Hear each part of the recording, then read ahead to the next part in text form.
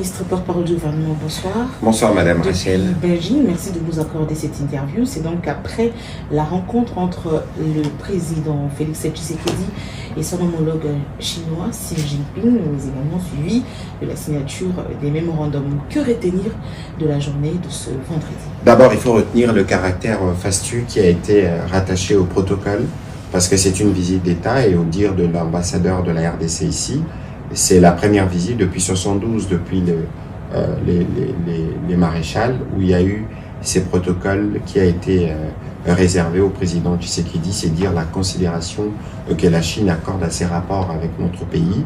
21 coups de canon, tapis rouge, passage de troupes en revue, défilé, mais tout ça c'est pour marquer le caractère solennel de l'événement.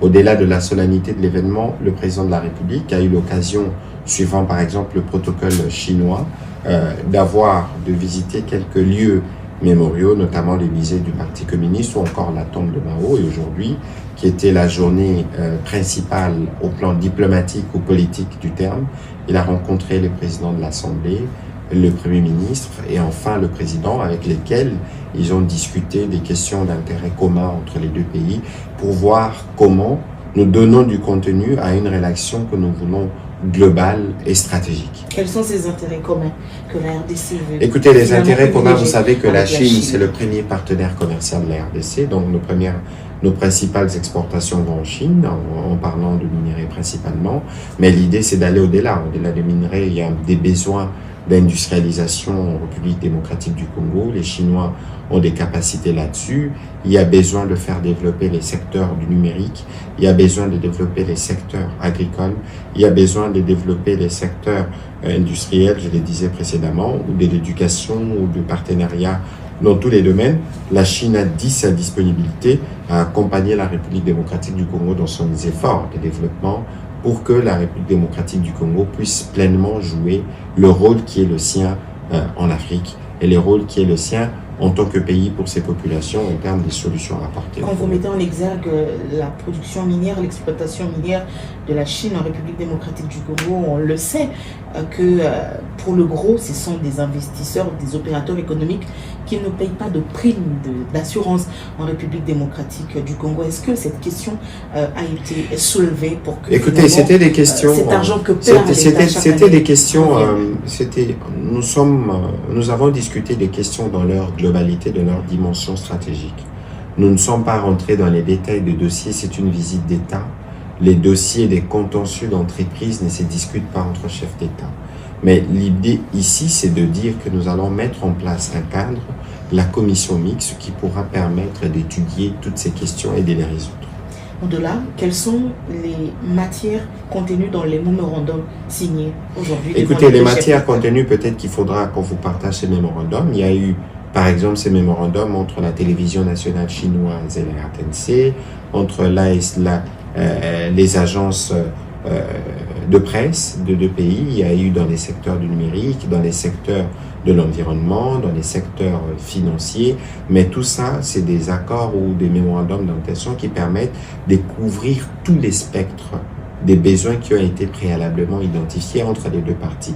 L'idée, parce qu'on parle d'un partenariat global et stratégique, c'est de s'assurer que pour chaque domaine précis, on y amène du contenu, c'est-à-dire qu'il y a un travail qui doit être fait à notre niveau, les différents projets qui nous permettront de voir avec la partie chinoise comment nous commençons la marche vers leur concrétisation. Évidemment, la Chine, elle aussi, peut être intéressée comme elle est actuellement dans les mines. Elle peut l'être pour les secteurs de l'énergie, mais toutes ces questions feront l'objet des discussions approfondies au sein de la commission mixte pour être sûr que nous avons traduit en acte ce qui a été dit et convenu par les deux présidents respectifs.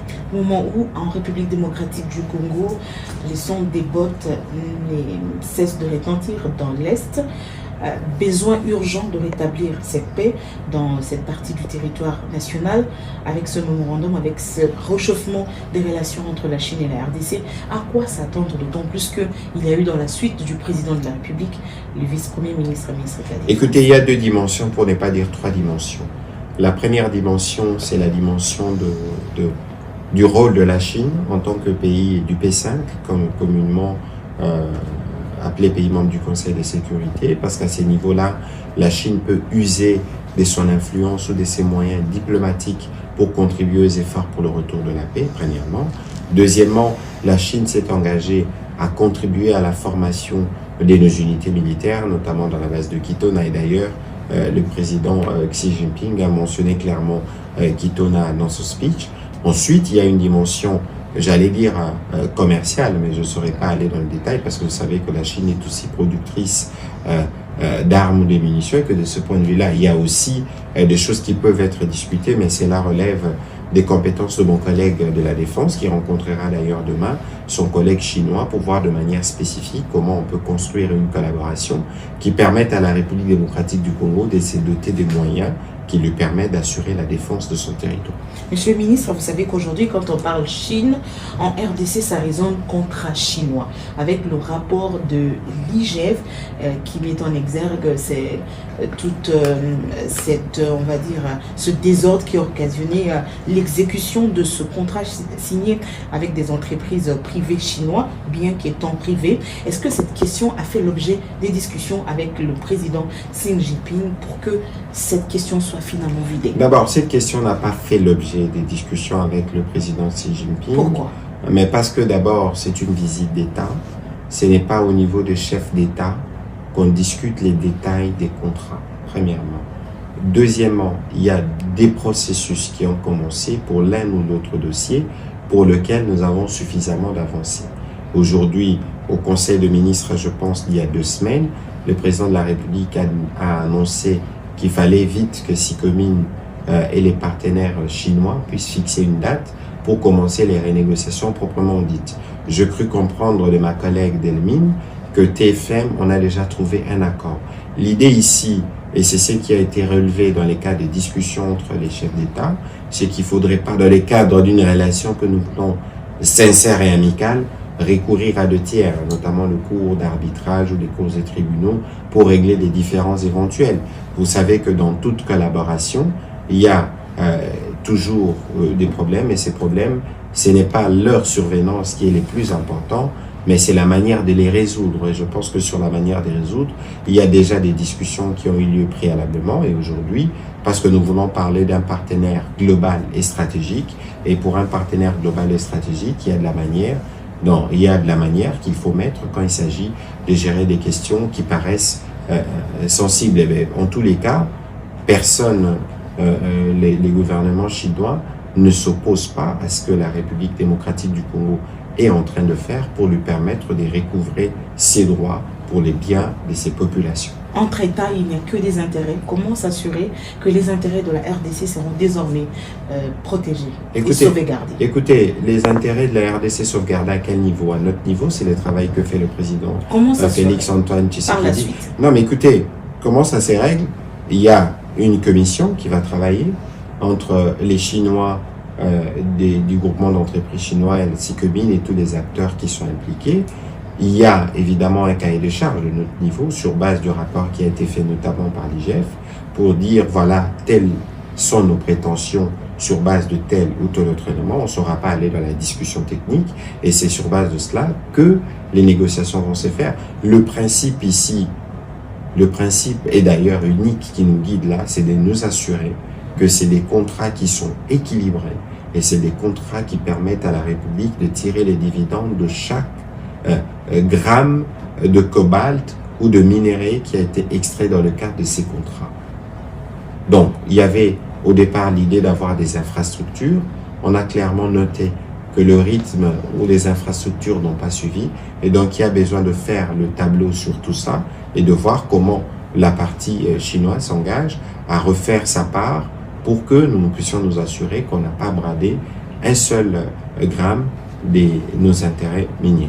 Ils sont nombreux des Congolais qui ont choisi la Chine comme deuxième patrie. Ils y travaillent, ils y étudient, font des affaires ici. Mais des Congolais qui rencontrent autant des problèmes qu'ils ont soumis au président de la République lors de sa rencontre avec la diaspora congolaise vivant en Chine, notamment le problème de visa, le problème d'ouverture de compte. Est-ce que cette dimension a été prise en compte par le chef de l'État et a été discutée avec son homologue? Écoutez, le président de la République s'est fait véritablement, comme il sait d'ailleurs le faire toujours, le porte-parole de ce pays, mais aussi de compatriotes, spécifiquement pour le compatriote qu'il a rencontré hier à l'ambassade. Il a soulevé les questions de manière claire, telles qu'elles lui ont été d'ailleurs posées au président chinois. Le président chinois a été très attentif et il a été convenu que ces questions feront l'objet des discussions dans le cadre de la commission mixte, parce que c'est des questions techniques qui requièrent un travail technique en termes de collecte d'informations. C'est en ce moment-là que les solutions pourront être retrouvées. La RDC obtient du président chinois une aide en faveur des populations victimes à Kalié dans le Sud Kivu. Oui, c'est un appui, c'est une marque de compassion qu'il a exprimée et nous accueillons favorablement, parce que vous savez qu'il n'était pas lié, il n'était pas obligé, la Chine n'était pas obligée d'intervenir de cette façon. Nous l'apprécions. La question ici, c'est pas forcément la hauteur de la contribution, mais c'est cette volonté, cette réactivité de dire qu'il y a une catastrophe naturelle, vous êtes un pays ami, voilà ce que nous faisons ou ce que nous pouvons faire pour vous appuyer. Au regard de l'accueil et tout ce qui a entouré l'accueil du président Félix Tshisekedi de manière très somptueuse, est-ce qu'on peut dire aujourd'hui que la Chine est un partenaire privilégié de la RDC? La Chine a toujours été un partenaire privilégié de la RDC. Ça faisait d'ailleurs l'année dernière qu'on a célébré les cinquantenaires. Ici, ce qu'on a décidé, c'est de hausser d'un niveau, en tout cas de porter au niveau le plus supérieur qui existe, les rapports entre la République démocratique du Congo et la Chine. En dehors de Beijing, le président visitera encore quelques villes de la Chine? Oui, bien sûr, parce que la Chine, c'est un pays continent. Et il y a beaucoup de choses à voir dans le cadre de cette visite. Vous savez qu'il y a beaucoup d'entreprises chinoises qui travaillent chez nous et qui ont besoin de présenter un certain nombre de choses au président de la République et à la délégation qui l'accompagne. Heureusement que vous en faites partie, vous serez témoin de prochaines étapes et vous pourrez bien rapporter à vos téléspectateurs et à tout ce qui vous suit. Monsieur le ministre, merci beaucoup. C'est moi qui vous remercie.